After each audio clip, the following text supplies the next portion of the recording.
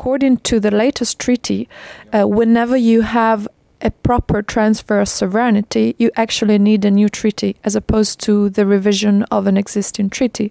So from a legal perspective, I would say that our fiscal union would require a new treaty. There's one procedure in the latest treaty that allows European governments to add changes to the treaty without going for a completely new treaty. But that is possible only if these changes do not imply a transfer of sovereignty. In this case, I would think a new treaty is required, and in that respect, an intergovernmental conference that prepares for the treaty. It is necessary that more than just national member states participate in this negotiation process. It will take time, but it's important that at this stage, member states commit to such a fiscal union. And in the meantime, in the transition, other forms of actions can be thought of.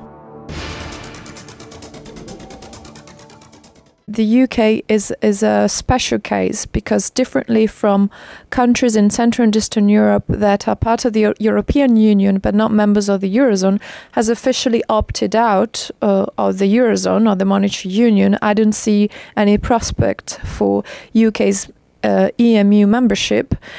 In that respect, it is also not especially surprising that the UK does not want to stick to these fiscal rules, especially considering that the Bank of England has been conducting a monetary policy that was very different from the ECB, was quite interventionist.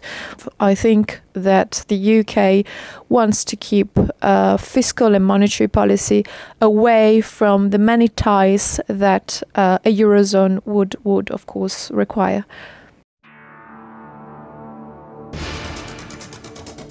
I think the real problem next year is going to be slow economic growth. It's not sure yet what this fiscal compact will imply and whether it will work.